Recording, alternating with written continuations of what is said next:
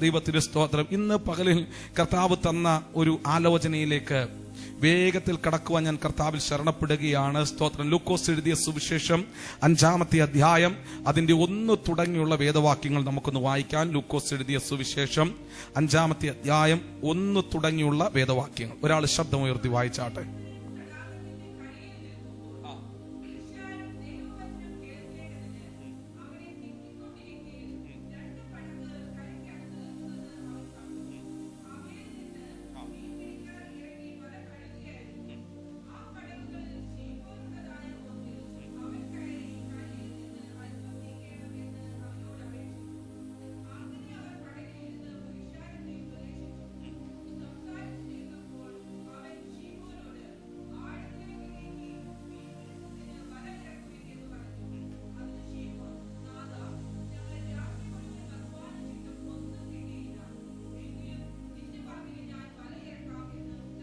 മതി. സ്തോത്രം. എങ്കിലും നിന്റെ വാക്കിന് ഞാൻ വലയിറക്കാമെന്ന് ഉത്തരം പറഞ്ഞു. സ്തോത്രം. വളരെ സുപരിചിതമായ ഒരു വേദവാക്യമാണ് ഇന്ന് പകലിൽ ദൈവത്തിന്റെ പരിശുദ്ധാത്മാവ് നമുക്ക് നൽകി തന്നിരിക്കുന്നു. സ്തോത്രം.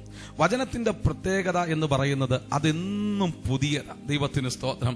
തേൻകട്ടയോടും വചനത്തെ ഉപമിച്ചിട്ടുണ്ട്. അപ്പോൾ തന്നെ മഞ്ഞുതുള്ളിയോടും വചനത്തെ ഉപമിച്ചിട്ടുണ്ട്. സ്തോത്രം. മഞ്ഞുതുള്ളി ദിവസം പ്രതി രാവിലെ ഉണ്ടാകുന്ന ഒന്നാണ്. കലർപ്പില്ലാത്തതാണ്, മായമില്ലാത്തതാണ്. അതെല്ലാ ദിവസവും പുതുമയുള്ളതാണ്. ദൈവത്തിന് സ്തോത്രം. അപ്പോൾ തന്നെ ഈ വചനത്തിനകത്തും ഇപ്പോൾ ഈ വചനം തന്നെ സ്തോത്രം 10 പേരെടുത്ത് ശുശ്രൂഷിച്ചു കഴിഞ്ഞാൽ 10 ദൂതായിരിക്കും എന്ത് ചെയ്യുന്നത്, അതിനകത്ത് നിന്ന് പറയുന്നത്. സ്തോത്രം. അതുകൊണ്ട് നമുക്കിത് അറിയാം എന്നുള്ള മനോഭാവത്തോടെ നമ്മൾ ഇരിക്കരുത്. സ്തോത്രം. ഇതിനകത്ത് നിന്ന് ദൈവമേ നീ എന്നോടൊന്ന് സംസാരിക്കണം, നീ എന്നോടൊന്ന് ഇടപെടണം എന്നുള്ള പ്രാർത്ഥനയോടുകൂടെ നമുക്ക് ദൈവസന്നിധിയിലായിരിക്കാം. സ്തോത്രം. യേശു കർത്താവിന്റെ ശുശ്രൂഷയുടെ കാലഘട്ടത്തിൽ, പ്രാരംഭ കാലഘട്ടത്തിൽ ഗന്നസരത്തിന്റെ തടാകത്തിൽ അവിടെ എടുത്തു നിൽക്കുകയാണ്. സ്തോത്രം.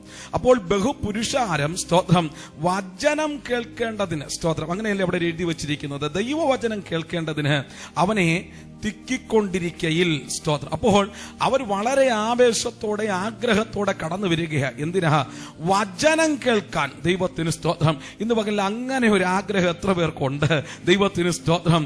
പലരും പ്രാർത്ഥനയ്ക്ക് പോകുന്നത് സ്തോത്രം ഞങ്ങളുടെ നാട്ടിലൊക്കെ ചിലപ്പോൾ കോട്ടേജ് മീറ്റിങ്ങിന് പണ്ട് ഞാൻ പൊക്കോണ്ടിരുന്നത് വൈകിട്ട് ഫുഡ് ഉള്ളത് കൊണ്ട് എന്ത് ചെയ്യും? സ്തോത്രം.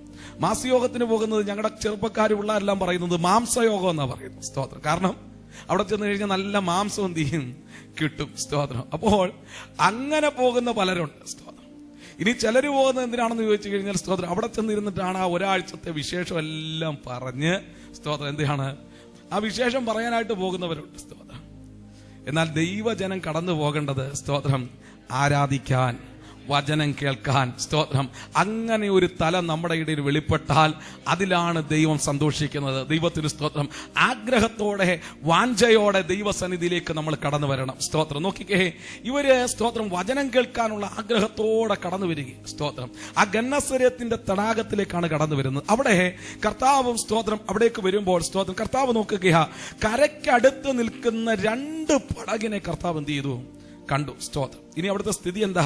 അവയിൽ നിന്ന് മീൻപിടിക്കാർ ഇറങ്ങി വല കഴുകുകയായിരുന്നു. സ്തോത്രം. ആ പടകുകളിൽ ശീമോനുള്ളതായ ഒന്നിൽ അവൻ കയറി കരയിൽ നിന്ന് അല്പം നീക്കണമെന്ന് അവനോട് അപേക്ഷിച്ചു. അങ്ങനെ അവൻ പടകിലിരുന്ന് പുരുഷാരത്തെ ഉപദേശിച്ചു. സ്തോത്രം. നോക്കിക്കണേ. സ്തോത്രം. ഈ പടകുകൾ ശൂന്യമാണ്. സ്തോത്രം. രാത്രിയിലെ അധ്വാനത്തിന് ശേഷം അവര് പ്രഭാതത്തിൽ വന്ന് നിൽക്കുക. സ്തോത്രം. പടക് ശൂന്യമാണ്. സ്തോത്രം.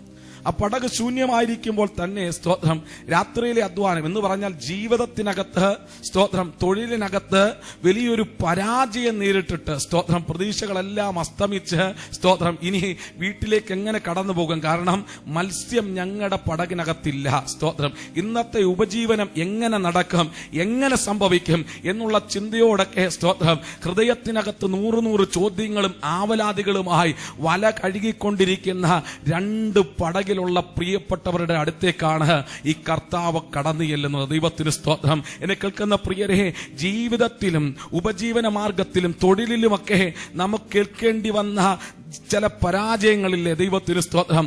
ആ പരാജയങ്ങൾ നികത്തിത്തരാൻ, അവിടെ ഒരു ആശ്വാസമായി മാറാൻ നമ്മുടെ ദൈവത്തിന്റെ സാന്നിധ്യത്തിന് കഴിയുമെന്ന് വിശ്വസിക്കുന്നവർ ആ കരങ്ങളെ ഉയർത്തി ദൈവത്തിന് സ്തോത്രം ചെയ്തേ. സ്തോത്രം. ഇവർക്ക് വേണ്ട വിധത്തിൽ കർത്താവിനെ ആ സമയത്തൊന്നും അറിയില്ല. അത്ര വലിയ നിലയിലൊന്നും ഇവർ പരിചയപ്പെട്ടിട്ടില്ല. ഇവർ കർത്താവിനെ ആഴത്തിൽ അറിഞ്ഞിട്ടില്ല. സ്തോത്രം. അങ്ങനെ ഇരിക്കുമ്പോഴാണ് കർത്താവ് അവിടേക്ക് ചെല്ലുന്നത്. സ്തോത്രം.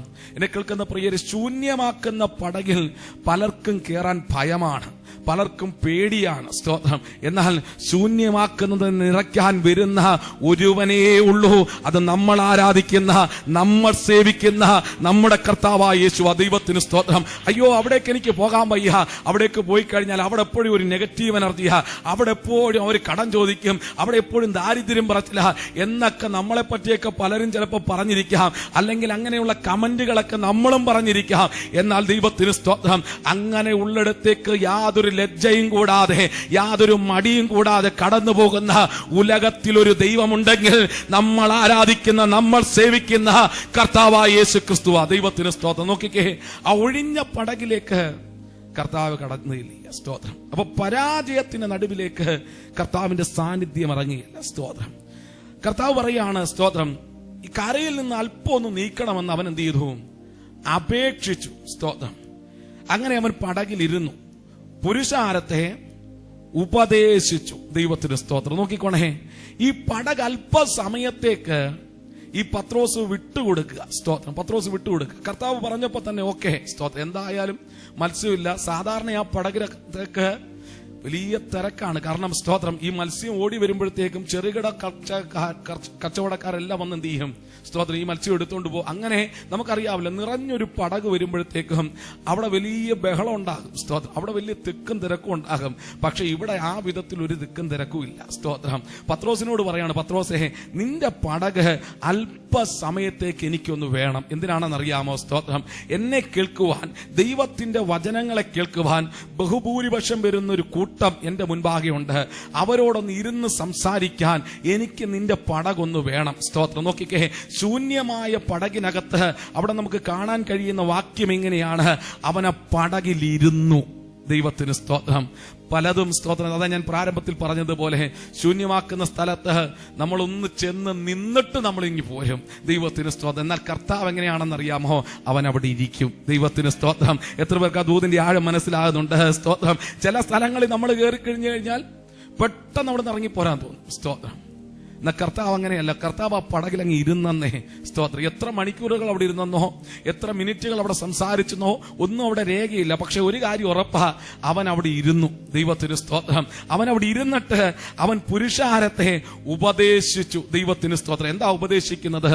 നിത്യജീവ മൊഴികൾ തന്നെ കേൾക്കുവാൻ വന്ന ജനത്തോട് കർത്താവ് സംസാരിക്കുകയാ. നിത്യജീവന്റെ മൊഴികൾ കർത്താവ് സംസാരിക്കുകയാ. ഒരു കാര്യം ഞാൻ ഉറപ്പായിട്ടും പറയാം, ദൈവവേലയ്ക്കകത്ത് സ്തോത്രം, നിന്റെ എന്തെങ്കിലും സാധ്യതകളെ നീ പ്രയോജനപ്പെടുത്തിയിട്ടുണ്ടെങ്കിൽ അതിനെ മറന്ന് കളയുന്ന ഒരു ദൈവമല്ല നമ്മുടെ ദൈവം. ദൈവത്തിന് സ്തോത്രം. തുടർന്നുള്ള കാര്യങ്ങളൊക്കെ നമുക്ക് നല്ലോണം അറിയാമല്ലോ. അതുകൊണ്ടാണ് ഞാൻ ആ പദം പറഞ്ഞു പോയത്. സ്തോത്രം. നോക്കിക്കേ, പത്രോസ് തന്റെ പടകിനെ വിട്ടുകൊടുക്കുമ്പോൾ, സ്തോത്രം, തിരുവചനത്തിൽ അല്ല, പാട്ടുകാരൻ ഇങ്ങനെ പാടുന്നുണ്ട്. സ്തോത്രം. അവൻ ആർക്കും കടക്കാരനല്ല, അവൻ ആർക്കും ബാധ്യതയല്ല, അവനൊപ്പം പറയാൻ ഒരാളുമില്ല, അവനെപ്പോലെ ആരാധ്യനാരുമില്ല.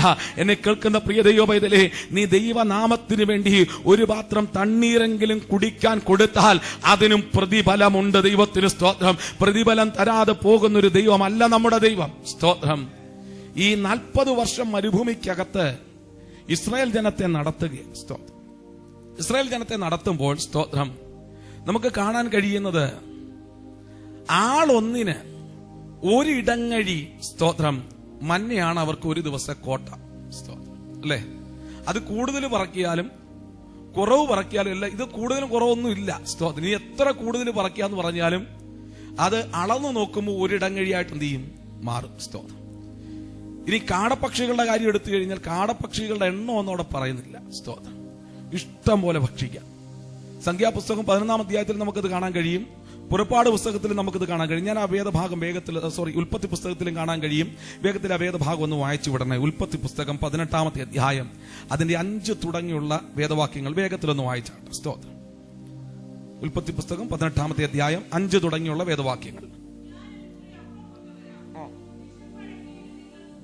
ആ ആ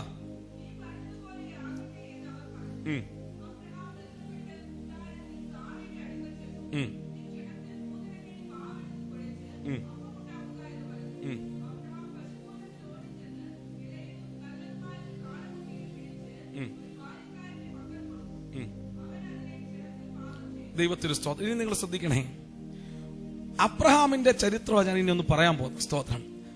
കുറച്ചു മുമ്പ് ഞാൻ പറഞ്ഞു, ആ മരുഭൂമിക്കകത്ത് ലക്ഷോപലക്ഷം വരുന്ന ജനത്തിന് എന്ത് ചെയ്തു? ഒരു ഇടങ്ങഴി വെച്ച് എന്ത് ചെയ്തു? കൊടുത്തു. ആളൊന്നിന് മാംസം ആവശ്യം പോലെ എന്ത് ചെയ്തു? കാടയിറച്ചി കൊടുത്തു. അതായത് ആരോഗ്യത്തിന് ഏറ്റവും ബെസ്റ്റ് ആയിരിക്കുന്നത് എന്ത് ചെയ്തു? കർത്താവ് കൊടുത്തു. സ്തോത്രം. അപ്പൊ ഇതെന്താ കൊടുക്കാൻ കാരണമെന്ന് നമ്മൾ ഇപ്പോ വായിച്ച വേദഭാഗത്തിലുണ്ട്. ഞാനതൊന്ന് വിശദീകരിക്കുമ്പോൾ നിങ്ങൾക്ക് ബോധ്യപ്പെടും. സ്തോത്രം. ഇവരുടെ പിതാവായിരിക്കുന്ന അബ്രഹാം, സ്തോത്രം, ഒരു ദിവസം തന്റെ കൂടാരത്തിന് വെളിയിൽ ഇങ്ങനെ നിൽക്കുകയാണ്. അപ്പോഴാണ് 3 പേരെന്ത് ചെയ്യുന്നത്? അതുവഴി പോകുന്നത്. ഓടിച്ചെന്ന് കുമ്പിട്ട് അവരെ ഭവനത്തിനകത്തേക്ക് എന്ത് ചെയ്തു? ക്ഷണിച്ചു. സ്തോത്രം. 1 മുറി അപ്പം ഞാൻ നിങ്ങൾക്ക് തരാം, എന്നെ കടന്നു പോകരുത്. സ്തോത്രം. നിങ്ങൾ ഭക്ഷണം കഴിച്ചിട്ടേ വിശ്രമിച്ചിട്ടേ പോകാവൂ. സ്തോത്രം എന്ന് പറഞ്ഞ് ഈ 3 പേരെയും ക്ഷണിച്ച് ഭവനത്തിനകത്തേക്ക് കൊണ്ടുവന്നു. സ്തോത്രം. അകത്ത് എന്ന് ഭാര്യയെടുത്ത് പറയുകയാണ്. സ്തോത്രം. സാറയെടുത്ത് പറയുകയാണ്. സ്തോത്രം. 3 ഇടങ്ങഴി എന്ത് ചെയ്യണം? സ്തോത്രം. മാവെടുക്കണം. 3 ഇടങ്ങഴി. സ്തോത്രം. അപ്പൊ എത്ര പേര് വന്നിട്ടുണ്ട്? 3 പേര് വന്നിട്ടുണ്ട്. സ്തോത്രം. 3 ഇടങ്ങഴി മാവെടുക്കണം. സ്തോത്രം. അപ്പൊ ആളൊന്നിന് പറ ഒരിടങ്ങഴി. സ്തോത്രം. ദൂത് മനസ്സിലാകുന്നുണ്ടോ? സ്തോത്രം. അപ്പൊ ആളൊന്നിന് 1 ഇടങ്ങഴി വെച്ച് എന്ത് ചെയ്തിരിക്കുക? കൊടുത്തിരിക്കുക. സ്തോത്രം. ഇനി സ്തോത്രം, നിങ്ങളൊന്നാ ചിന്തിച്ചേ, 3 പേർക്ക് കഴിക്കാനായിട്ട് ഒരു കാളക്കുട്ടി ഇറക്കേണ്ട വല്ല കാര്യമുണ്ട്? ഹലോ. സ്തോത്രം. നമ്മൾ ചിക്കനൊക്കെ മേടിക്കുന്നവരല്ലേ, പെപ്പർ ചിക്കൻ എന്ന് വേണ്ട, ഇങ്ങനെ കിടക്കല്ല, എന്റെ ലിസ്റ്റ് ഒരുപാടുണ്ട്. അപ്പൊ നമ്മൾ കഴിക്കാൻ ചെന്നിരിക്കുമ്പോൾ ഞങ്ങൾ 2 പേരെയുള്ള, എത്ര പീസ് കാണും എന്ന് നമ്മൾ എന്ത് ചെയ്യും? ഇങ്ങനെ ചോദിക്കും. അപ്പൊ പറയും 4 പീസുണ്ട്. ആ ഓക്കെ, നമുക്ക് എന്ത് ചെയ്തു? സന്തോഷമായി. നമ്മൾ 8 പേരുണ്ടെങ്കിൽ പറയും 8 പേർക്ക് 16 പീസ് എന്ത് ചെയ്യണം? ചിക്കൻ വേണം. നിങ്ങളാരും ഹോട്ടലിൽ കയറി കഴിക്കുന്നവരല്ലേ? സാധാരണയായിട്ട് നമ്മൾ അങ്ങനെയാണ്. പക്ഷെ ഈ 3 പേർക്ക് കഴിക്കാൻ ഒരു കാളക്കുട്ടിയെ അറുക്കാന്നൊക്കെ പറഞ്ഞു കഴിഞ്ഞാൽ, സ്തോത്രം, എന്ന് പറഞ്ഞാൽ അൺലിമിറ്റഡ് മന്തി എന്നൊക്കെ നമ്മൾ കേട്ടിട്ടില്ലേ? സ്തോത്രം. ചോറ് എത്ര വേണമെങ്കിലും എന്ത് ചെയ്യും? കുഴിമന്തി. സ്തോത്രം. എന്ന് പറഞ്ഞതുപോലെ അൺലിമിറ്റഡ് ആയിട്ട് ഇവർക്ക് എന്ത് ചെയ്തിരിക്കുക? കഴിക്കാൻ കൊടുക്കുക. സ്തോത്രം. എന്തായാലും അവർ 3 പേരും കൂടെ ഒരു കാളക്കുട്ടിയെ കഴിച്ചു എന്ന് ഞാൻ വിശ്വസിക്കുന്നില്ല. സ്തോത്രം. പക്ഷേ ആ വീടിനകത്തെ ആ പാത്രം ഇങ്ങനെ നിറഞ്ഞിരിക്കുക. സ്തോത്രം. ഞാൻ അവിടെ നിന്ന് ഒരു കാര്യം പറയട്ടെ. ഞാൻ പണ്ടൊരു ദൈവദാസനോട് കൂടെ സഞ്ചരിച്ചു കഴിഞ്ഞപ്പോൾ അദ്ദേഹത്തിന് വീട്ടില് ഒന്ന് ഭക്ഷണം കഴിക്കാനായിട്ട് ഇരുന്നു. സ്തോത്രം. അപ്പൊ ഈ ഭക്ഷണം കഴിക്കാനായിട്ട് ഇരുന്ന് കഴിഞ്ഞപ്പോ, സ്തോത്രം, അവിടെ കുറച്ച് ബീഫും മറ്റ് മീനും അങ്ങനെയുള്ള കുറച്ച് സാധനങ്ങളൊക്കെ കൊണ്ടുവന്നിട്ടു. സ്തോത്രം. അപ്പൊ ഇത് പെട്ടെന്ന് ഇത് ഞങ്ങൾ കുറെ പേരുണ്ടായിരുന്നു. ഇത് എടുത്തു കഴിഞ്ഞപ്പോൾ ഈ പാത്രത്തിൽ അങ്ങ് കുറവ് വന്നു. സ്തോത്രം. പാത്രത്തിൽ കുറവ് വന്നു കഴിഞ്ഞപ്പോൾ ഈ പാസ്റ്റർ പറയാണ്, ജോളി ഓടിവാ, പാത്രത്തിൽ കുറഞ്ഞു, പെട്ടെന്ന് പോയിട്ട് അത് നിറച്ചോണ്ട് വരാൻ പറഞ്ഞു. അപ്പൊ ഓൾറെഡി അതിനകത്ത് ഇതുണ്ട്. പക്ഷെ അദ്ദേഹത്തിന്റെ അകത്ത് ഭയങ്കര ടെൻഷൻ. കാരണം എന്റെ കൂടെ ഉള്ളവർക്കും ചിലപ്പം എനിക്കും ഒരു പക്ഷെ ടെൻഷൻ ഉണ്ടാകാം. അയ്യോ, സാധനം കുറവാണല്ലോ, അതുകൊണ്ട് ഇനി കഴിക്കണ്ട, 2ാമത് എടുക്കണമെന്നുണ്ട്. പക്ഷെ പാത്രത്തിനകത്ത് സാധനമില്ല, അതുകൊണ്ട് എന്ത് ചെയ്യുന്നില്ല? എടുക്കുന്നില്ല. സ്തോത്രം. അപ്പൊ അദ്ദേഹം എന്റെ അടുത്ത് പറഞ്ഞൊരു കാര്യമുണ്ട്. മോനെ, സ്തോത്രം, ഒരാള് വീട്ടിലേക്ക് കടന്നു വരുമ്പോ അവർക്ക് എത്രമാത്രം കഴിക്കാൻ കൊടുക്കാമോ അവരുടെ വയറും ഹൃദയവും മനസ്സും എല്ലാം നിറച്ചു പറഞ്ഞു വിടണം. സ്തോത്രം. എന്ന് പറഞ്ഞാൽ ആ പാത്രത്തിനകത്തൊരു കുറവ് ആ തീന്മേശയിൽ കാണാൻ പാടില്ല. സ്തോത്രം. അങ്ങനെ നിറച്ചു കൊണ്ടുവന്ന് വെച്ചു. ഞങ്ങൾ എന്തായാലും അത്രയും കഴിക്കത്തില്ലെന്ന് അദ്ദേഹത്തിനും അറിയാം, ഞങ്ങൾക്കും അറിയാം. പക്ഷേ ഒരു ടെൻഷൻ ഇല്ലാതെ ഞങ്ങൾക്ക് എന്ത് ചെയ്യാം? ഇരിക്കാം. സ്തോത്രം. ഇനി നിങ്ങൾ ശ്രദ്ധിച്ചോണം, വീട്ടിലൊക്കെ ഗസ്റ്റുകൾ വരികയാണെങ്കിൽ ഈ കാര്യം ഒന്ന് ഓർത്തിരുന്നോണം. സ്തോത്രം. നോക്കിക്കേ, ഇതുപോലെ ഈ 3 പേർക്ക് കഴിക്കാനാണ് ഇത് ഇത്രയും ഭക്ഷണം ഒരുക്കി വെച്ചിരിക്കുന്നത്. എന്നാൽ ഇത് എപ്പോഴാണ് പിന്നീട് കർത്താവ് അതിന് പകരം ചെയ്തതെന്ന് അറിയാമോ? സ്തോത്രം. ഈ അബ്രഹാം ഒരു നേരത്തെ ആഹാരമേ കൊടുത്തുള്ളെങ്കിൽ സ്തോത്രം 40 വർഷമാണ് തന്റെ തലമുറകൾക്ക് വേണ്ടി സ്വർഗത്തിലെ അപ്പൻ കരുതിയത്. എത്ര പേർക്ക് ദൈവത്തെ സ്തുതിക്കാൻ കഴിയുന്നുണ്ട്? ഞാൻ അതൊന്ന് പറഞ്ഞു മനസ്സിലാക്കാൻ ഇത്ര ശാന്തമായിട്ട് അങ്ങ് പോയത്. സ്തോത്രം. നോക്കിക്കേ, ഒറ്റ നേരത്തെ ആഹാരം കൊടുത്തു കഴിഞ്ഞപ്പോൾ 40 വർഷം മരുഭൂമിക്കകത്ത് മന്ന നിന്ന് പോയില്ല. സ്തോത്രം. മന്നയ്ക്കൊരളവ് വെച്ചു, ആളൊന്നിന് ഒരിടങ്ങഴി. സ്തോത്രം. പക്ഷെ ഇറച്ചിക്ക് എന്ത് ചെയ്തില്ല? സ്തോത്രം. ഞാൻ പറയുന്നതിന്റെ ആശയം മനസ്സിലാവുന്നുണ്ടോ?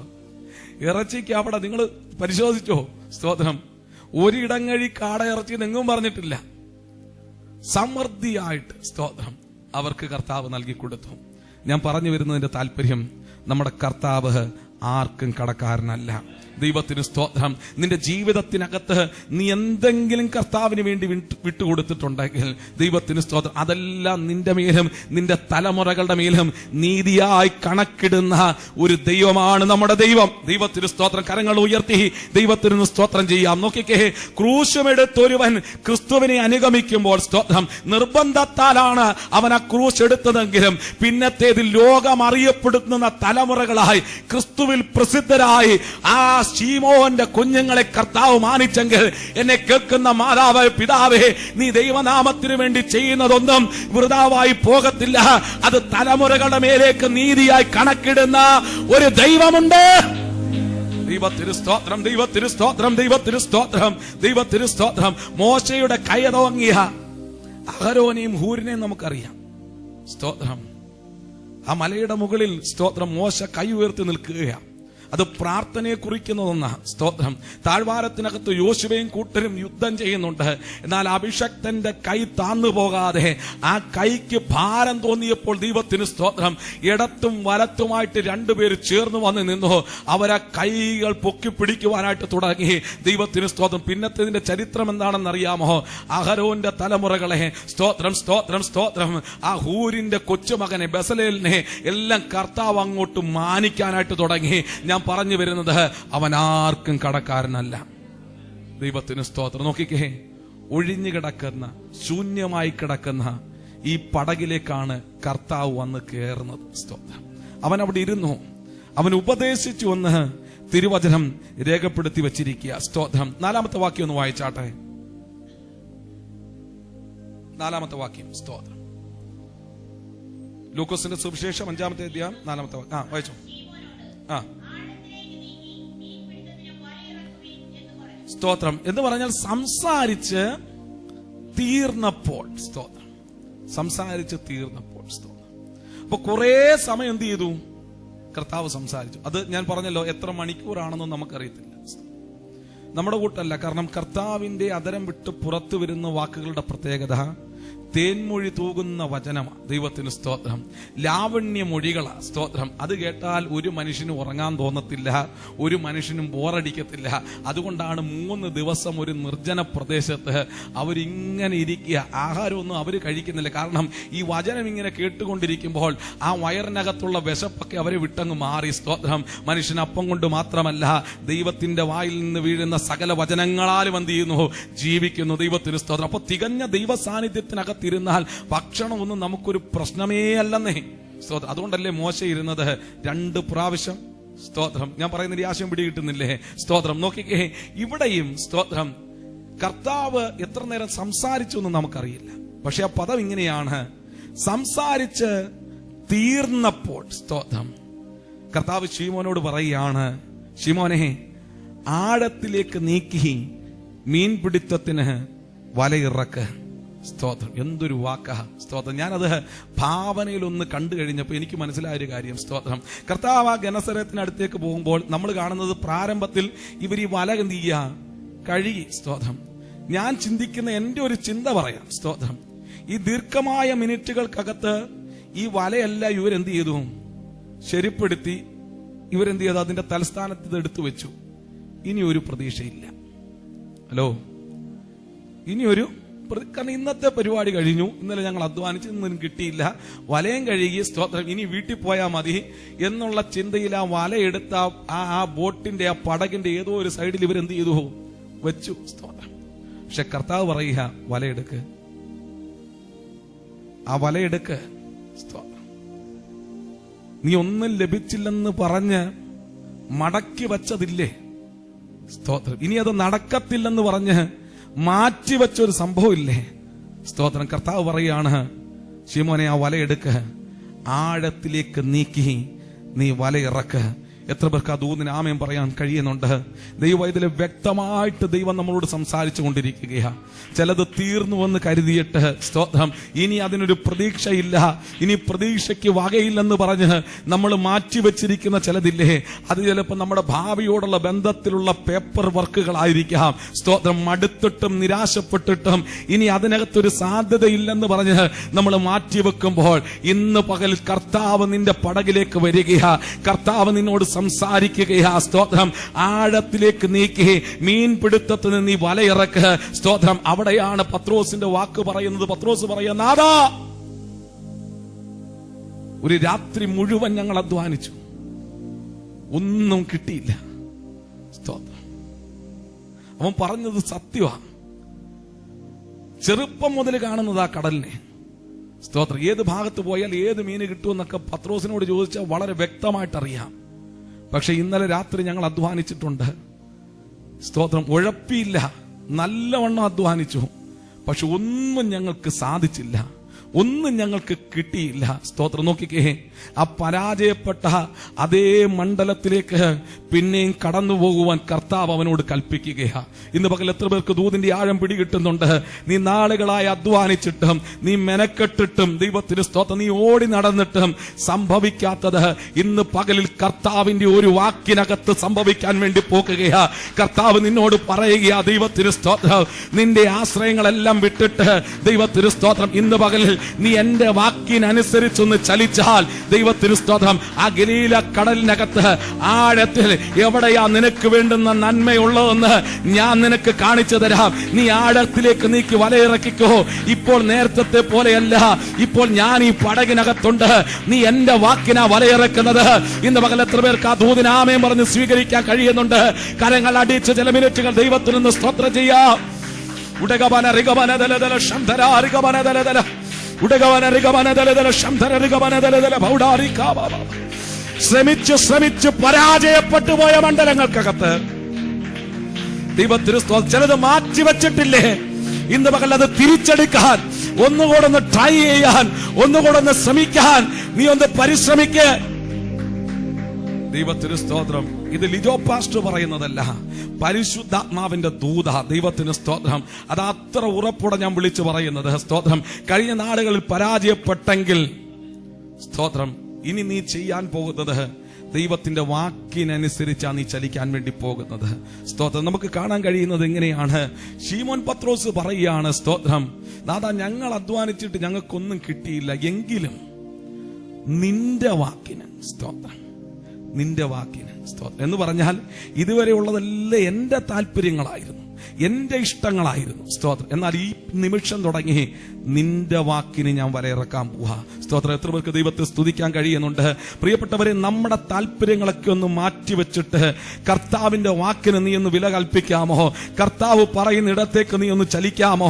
കർത്താവ് പറയുന്ന ഇടത്തേക്ക് നീ ഒന്ന് പോകാമോ? സ്തോത്രം. നീ ജീവിതത്തിൽ ഇന്ന് വരെ കണ്ടിട്ടില്ലാത്ത ഒരു നിറവിന്റെ അനുഭവം നിന്റെ പടകിനകത്ത് നൽകിത്തരാൻ എന്റെ ദൈവത്തിന് കഴിയും. ദൈവത്തിന് സ്തോത്രം. ഇന്ന് വരെ അവർ കണ്ടിട്ടില്ലാത്തത്, ഇന്ന് വരെ അവർ അനുഭവിച്ചിട്ടില്ലാത്തത്, അതുപോലൊരു ചാകര അവർ കണ്ടിട്ടില്ല, അതുപോലെ പെരുത്ത മീൻകൂട്ടത്തെ അവർ കണ്ടിട്ടില്ല. ദൈവത്തിന് സ്തോത്രം. കഴിഞ്ഞ നാളുകൾ പലതും സംഭവിച്ചിട്ടുണ്ട്, പക്ഷേ അത് ഇതിൽ നിന്ന് വ്യത്യസ്തമാ. ഇതിന്റെ പ്രത്യേകത എന്താ? ഇതിന്റെ പ്രത്യേകത അവന്റെ വാക്കിനാ നീ വലയിറക്കിയിരിക്കുന്നത്. ഉടകവന റിഗവന ദലദല ശംധര റിഗവന ദലദല ഭൗഡാരികാവ ഉടകവന റിഗവന ദലദല ശംധര റിഗവന ദലദല. ഹല്ലേലൂയ. സ്തോത്രം, സ്തോത്രം, സ്തോത്രം, സ്തോത്രം. നോക്കിക്കേ, ഒഴിഞ്ഞ പടക് ചില സെക്കൻഡുകൾക്കകത്ത്, ചില മിനിറ്റുകൾക്കകത്ത് സ്തോത്രം നിറയാൻ തുടങ്ങി. സ്തോത്രം. അടുത്ത പദം ഇങ്ങനെയാണ്, സ്തോത്രം, അവർ അങ്ങനെ ചെയ്തപ്പോൾ. സ്തോത്രം എന്ന് പറഞ്ഞാൽ കർത്താവിന്റെ വാക്ക് അനുസരിച്ചപ്പോൾ. സ്തോത്രം.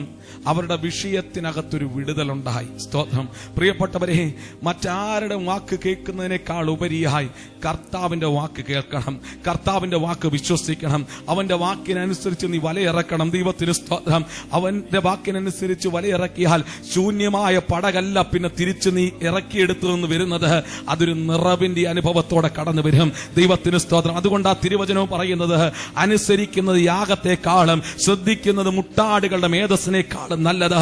ഇന്ന് പകൽ നീ അനുസരിക്കാൻ തയ്യാറാണോ? നിനക്ക് വേണ്ടി ചില ശേഷിപ്പുകളെയും നിനക്ക് വേണ്ടി ചില കരുതുകളെയും ഒരുക്കി വെക്കുന്ന ദൈവമാണ് നമ്മുടെ ദൈവം.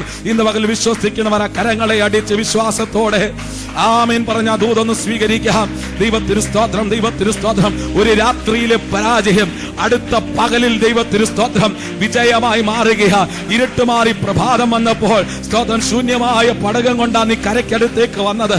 പലരും പ്രതീക്ഷിച്ചു, ശീമോൻ പത്രോസേ നിന്റെ പടകിനകത്ത്, അന്ത്രയോസേ സബദി മക്കളെ നിങ്ങളുടെ പടകിനകത്ത് മീൻ കാണുമെന്ന് ഞങ്ങൾ പ്രതീക്ഷിച്ച കരയിൽ നിൽക്കുന്നത്. എന്നാൽ പ്രഭാതത്തിൽ അവർ കാണുന്നത് ഒഴിഞ്ഞ പടകുമായിട്ട് അവർ വരുന്നതാ. സ്തോത്രം, ദൈവത്തിന് സ്തോത്രം. എന്നാൽ ആ ഒഴിഞ്ഞ പടകിലേക്ക് സ്തോത്രം ഞാൻ ഇങ്ങനെ വിശ്വസിക്കുന്നുണ്ട്, അവരെ കരുതി മാത്രമല്ല കേട്ടോ, ഇവരുടെ പടകിനെ ആശ്രയിച്ച് നിൽക്കുന്ന ഒരു കൂട്ടം കരയ്ക്കടുത്തുണ്ട്. ദൈവത്തിന് സ്തോത്രം. അവരെയും കൂടെ കരുതിയിട്ട് എന്റെ കർത്താവ് ആ പടകിനകത്തേക്ക് അങ്ങ് കയറിയിരിക്കുകയായിരുന്നു. ദൈവത്തിന് സ്തോത്രം. ശൂന്യമായ സ്ഥലത്തേക്ക് എന്റെ കർത്താവ് അക്ഷരാർത്ഥത്തിൽ സകലത്തെയും നിറയ്ക്കുന്നവൻ, സകലത്തെയും നിറയ്ക്കുന്നവൻ, സകലത്തെയും നിറയ്ക്കുന്നവൻ ആ പടകിനകത്തേക്ക് കയറിയിരുന്നപ്പോൾ നിറവിന്റെ അനുഭവങ്ങൾ ആ പടകിനകത്ത് വ്യാപരിച്ചെങ്കിൽ ശൂന്യമായ പടകാകുന്ന നിന്റെ ജീവിതത്തിനകത്ത് എന്റെ കർത്താവിന്റെ വാക്കും എന്റെ കർത്താവിന്റെ സാന്നിധ്യവും ഇറങ്ങി വരുമ്പോൾ ആ ശൂന്യതകൾ മാറി ചില നിറവിന്റെ അനുഭവങ്ങൾ കടന്നു വരാൻ വേണ്ടി പോകുകയാ. എത്ര പേര് ആ ദൂതനാമയം പറഞ്ഞ് സ്വീകരിക്കുന്നുണ്ട്? ദൈവത്തിന് സ്തോത്രം, ദൈവത്തിന് സ്തോത്രം. ജീവിതത്തിലെ അത്ഭുതങ്ങൾ സ്തോത്രം സംഭവിക്കുമ്പോൾ ആ അത്ഭുതങ്ങൾ യേശുവിനോട് ഒന്നുകൂടെ പത്രോസിനെ അടുപ്പിച്ചു. സ്തോത്രം. എന്ന് പറഞ്ഞാൽ നമ്മൾ അവിടെ ഇങ്ങനെയാണ് കാണുന്നത്. സ്തോത്രം. ഈ രണ്ട് പടകിലും എന്ത് ചെയ്തു? സ്തോത്രം. ഇവരുടെ പടകിൽ നിറയാത്തത് കൊണ്ട് അടുത്ത പടകിനെ കൂടെ എന്ത് ചെയ്തു? കൊണ്ടുവന്നു. രണ്ട് പടകിലും സ്തോത്രം അവിടെ ഇങ്ങനെ രേഖപ്പെടുത്തിയിരിക്കുന്നു, മുങ്ങുവാറോളം എന്ത് ചെയ്തു? മത്സ്യം കിട്ടി. സ്തോത്രം. പക്ഷെ പത്രോസിന്റെ ചിന്ത മുഴുവൻ പോയത് ആ മത്സ്യത്തിലേക്കല്ല, ആ നിറവിലേക്കല്ല. സ്തോത്രം. അനുമദാതനിലേക്ക് അവന്റെ കണ്ണുയർന്നു. സ്തോത്രം. അവൻ പറയുക, കർത്താവേ, ഞാൻ പാപിയായിട്ടുള്ളൊരു മനുഷ്യനാണ്, നീ എന്നെ വിട്ട് മാറിപ്പോകണം. സ്തോത്രം. അവിടെയാണ് പത്രോസിനെ കർത്താവ് ചേർത്ത് പിടിക്കുന്നത്. പത്രോസേ, സ്തോത്രം, നീ മനുഷ്യരെ പിടിക്കുന്നവനാകുമെന്ന് പത്രോസിനോട് അവിടെയാ പറയുന്നത്. സ്തോത്രം. നോക്കിക്കേ, പത്രോസിന്റെ അവസ്ഥകൾക്ക് കർത്താവ് അങ്ങ് ഭേദം വരുത്തുകയായിരുന്നു. എന്നെ കേൾക്കുന്ന പ്രിയരെ, ജീവിതത്തിനകത്ത് ശൂന്യമായ പടക നിറയുമ്പോൾ തന്നെ വരുന്ന ദിവസങ്ങൾ അത് നിറയാൻ വേണ്ടി പോകുകയാ. മുൻകൂട്ടി ദൈവത്തിന്റെ ആത്മാവ് നിന്നോട് പറയാനുള്ളത്, പടക നിറയുമ്പോൾ ദൈവത്തിന് സ്തോത്രം, ദൈവത്തെ വിട്ടിട്ട് നീ മാറിപ്പോകരുത്. ഒരു ജോലി കിട്ടിയതിന്റെ പേരിൽ നീ ദൈവത്തെ വിട്ടിട്ട് ആരാധന മുടക്കരുത്, ആരാധന സ്തോത്രം മുടക്കരുത്, പ്രാർത്ഥന മുടക്കരുത്. നിനക്കൊരു നന്മ ലഭിച്ചതിന്റെ പേരിൽ നന്മയുടെ പുറകെ നീ പോകരുത്. സ്തോത്രം, സ്തോത്രം. എവിടെങ്കിലും ലോൺ കിട്ടുമെന്ന് പറയുമ്പോൾ ആരാധന ഇട്ട് കളഞ്ഞിട്ട് അങ്ങോട്ട് നീ പോകരുത്. നന്മയുടെ പുറകെ നീ പോയാൽ